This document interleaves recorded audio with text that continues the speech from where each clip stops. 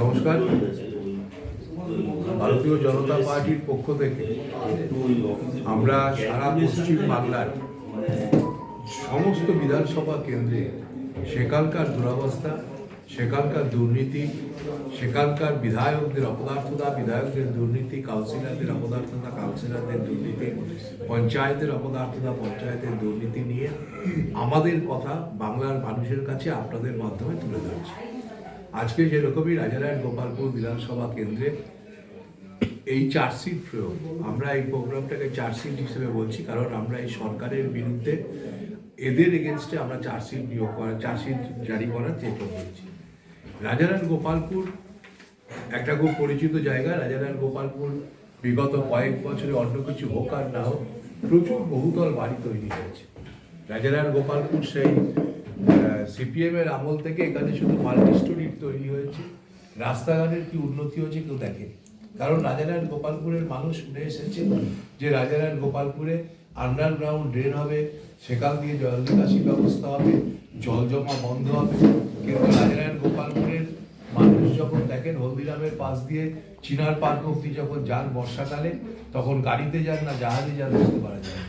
রাজারহাট গোপালপুরের বিস্তীর্ণ অঞ্চলের মানুষ তারা তাদের বাড়ির সামনে দেখে হাঁটু সমান জল হয়ে আছে।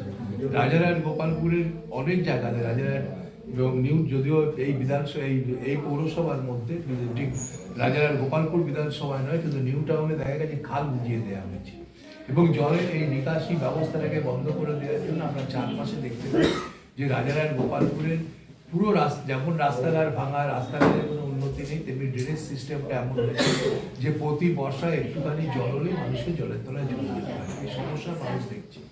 এর সাথে সাথে রাজারহাট গোপালপুরের মানুষ দেখতে পাচ্ছে যে এখানে এমন একটা জায়গা তৈরি হচ্ছে, এমন একটা পরিস্থিতি তৈরি হচ্ছে যে কাউন্সিলরদের নেতৃত্বে, তৃণমূলের নেতাদের নেতৃত্বে সরকারি জমি বিক্রি হয়ে যাচ্ছে।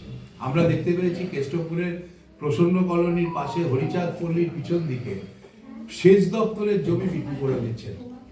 আমরা দেখেছি এখানে কেষ্টপুর থেকে নিউ টাউন অব্দি যদি আপনি যান, সেখানকার জমি বিক্রি হচ্ছে, এবং জমি বিক্রি হচ্ছে ওপার বাংলা থেকে আসা অনুপ্রবেশকারীদের কাছে। এবং আমরা দেখতে পাচ্ছি রোহিঙ্গা এবং মুসলিম মেয়েতে ভরে যাচ্ছে, অনুপ্রবেশকারীতে ভরে যাচ্ছে।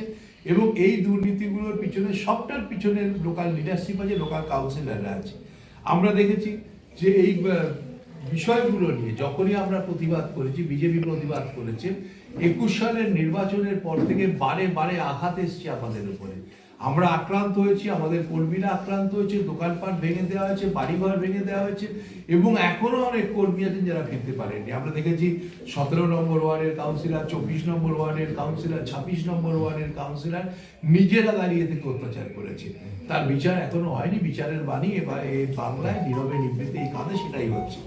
আমরা দেখেছি এখানে 22 নম্বর ওয়ার্ডে, আমাদের বিধাননগর মিউনিসিপাল কর্পোরেশনের 22 নম্বর ওয়ার্ডে সরকারি জমি বিক্রি করে দিচ্ছে, তালিয়ে থেকে বিক্রি করছেন কাউন্সিলররা অদ্ভুতভাবে। এবং এখানকার 7 নম্বর ওয়ার্ডের বোধহয় কাউন্সিলর, 7 নম্বর ওয়ার্ডের কাউন্সিলরকে আমরা দেখেছি, কাগজে পড়েছি আমরা, প্রমোটারের উপর আঘাত এনেছেন, আক্রমণ করেছেন, প্রমোটার মার খেয়েছেন। এবং সেই সময় আমরা শুনেছিলাম যে কাউন্সিলরকে খুঁজে পাওয়া যাচ্ছে না, পুলিশ কাউন্সিলরকে খুঁজে পাওয়া যাচ্ছে না, কিন্তু ওয়ার্ডের লোকেরা কাউন্সিলরকে প্রতিদিনই দেখছেন, এসআইআর করতে উনি ঘুরছেন, রাস্তায় ঘুরে বেড়াচ্ছেন। কিন্তু বাংলার পুলিশ এই রাজারহাট গোপালপুর এই অঞ্চলে বিধাননগর পুর কর্পোরেশনের এই জায়গাতে এখানকার বিধায়কের এবং বিধায়কের স্ত্রী নামের দুর্নীতির প্রশ্ন উঠেছে, চাকরির দুর্নীতি। ওপারে সাউথ দমদম মিউনিসিপ্যালিটির চেয়ারম্যানের এগেনস্টে, কাউন্সিলরদের এগেনস্টে সেখানে দুর্নীতি উঠেছে এবং সিবিআই তদন্ত হচ্ছে। সিবিআই ডেকে পাঠাচ্ছে চেয়ারম্যানকে। আমাদের লজ্জা, যিনি একজন সাংবাদিক বড় মানুষ ছিলেন, তিনিও ডাক পেয়েছেন সিবিআই এর, কারণ দুর্নীতির সঙ্গে তিনিও জড়িত ছিলেন। এইভাবে একটার পর একটা ঘটনা ঘটিয়ে মানে এমন একটা অবস্থা হচ্ছে। আমরা দেখেছি যে একজন কাউন্সিলর সন্দীপ বাগুই, তিনি তার ওয়ার্ডে পুকুর বুঝিয়ে দিচ্ছেন। সেই পুকুর বোঝানোর ব্যাপারে এলাকার মানুষ প্রতিবাদ করতে গেলে তাদের উপর আক্রমণ হচ্ছে। একটা অদ্ভুত পরিস্থিতি তৈরি হয়েছে। বিভিন্ন জায়গায় বেআইনি বাড়ি তৈরি হচ্ছে এবং এক একটা জায়গায় কোথাও 20টা বেআইনি বাড়ি, কোথাও বিয়ে করে দিয়ে সরকারি জমি 1.5 লাখ 2 লাখ 3 লাখ টাকা করে দিয়ে বিক্রি করে বেচে দিচ্ছে। একটা অদ্ভুত পরিস্থিতির মধ্যে দিয়ে আমরা আছি এবং আমরা সব থেকে অদ্ভুত লাগে হচ্ছে এই বিধানসভার পাশের বিধানসভাই হচ্ছে শিক্ষামন্ত্রীর বিধানসভা। সেখানে থাকতেও এই বিধানসভায় 27 নম্বর ওয়ার্ডে শ্যামনগর হাই স্কুল বন্ধ হয়ে গেল। একটা বিধানসভায় একটা স্কুল বন্ধ হয়ে যাচ্ছে, না হেলদোল আছে এখানকার শিল্পী বিধায়কের বা তার স্বামী, আর না পাশেরটায় নাট্যকার শিল্পী শিক্ষামন্ত্রীর তার কোনো অদ্ভুত মানে কোনো রকম হেলদোল নেই। একটা অদ্ভুত রকম চলছে এবং এইগুলো নিয়েই আমাদের কাছে যে একদিকে পুরসভা ব্যর্থ, পুরসভা পারছে না তার কাজ করতে, কারণ ভূগর্ভস্থ ড্রেন কবে হবে কোথায় হবে কেউ জানে না, জল কোথায় জমবে কোথায় মানে কি হবে, কিন্তু আমরা দেখতে পাচ্ছি প্রতি বছরই জল জমছে। এইরকম একটা অদ্ভুত পরিস্থিতির মধ্যে দিয়ে রাজারহাট গোপালপুরের মানুষ যাচ্ছে। তাই সেদিক দিয়ে আমাদের কাছে মানুষের কাছে আপনাদের মাধ্যমে আমরা এই অঞ্চলের মানুষের কাছে তাদের দুরবস্থার কথা তুলে ধরে বলছি, এর বিরুদ্ধে প্রতিবাদ শুরু হোক এবং বাংলায় পরিবর্তন এনে রাজারহাট গোপালপুরের সঙ্গে সঙ্গে পশ্চিমবাংলার পরিবর্তন এনে রাজারহাট গোপালপুরকে বাঁচান, পশ্চিমবঙ্গকে বাঁচান। নমস্কার।